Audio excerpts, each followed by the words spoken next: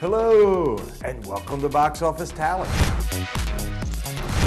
I'm Carl DiOrio of The Hollywood Reporter. 17 Again is likely to be #1 for the first time.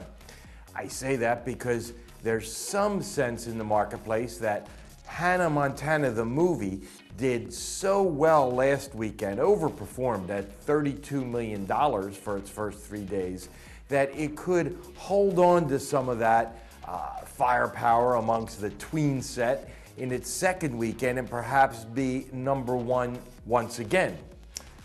Box Office Tally will tell you, nah. We say that because it's likely that Hannah Montana the movie will drop at least 60% from its opening grosses over its sophomore session. And that would put it only in the lower teen millions for its second frame. So, we think that Warner Brothers has a good bet to be #1 with its Zac Efron sensation, 17 Again. Yes, playing to those same tween girls and others. And we should say that it's kind of odd that Disney let Zac Efron slip away for this Warner Brothers picture.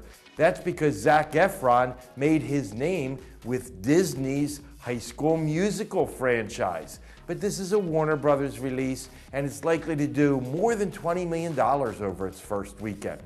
We also have 2 other wide releases hitting multiplexes this weekend. Lionsgate has a sequel to its 2006 action picture Crank called Crank High Voltage, again starring Jason Statham, and it's looking like it could do in the teen millions this weekend. Then we also have Universal's political thriller State of Play coming out. This is a working title production starring Russell Crowe.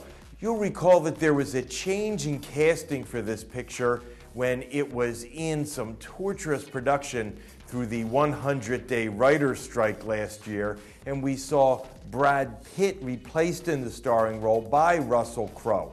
But the early buzz on this picture is quite well when you ask the critics. As far as tracking among must-see kind of interest, it's kind of soft. This is an older skewing movie, so that's not necessarily a sign that the picture will fail at the multiplexes. It just means it won't burst out of the gates over its first weekend. It could be over its second and third weekend that this picture starts to eke out some profitability.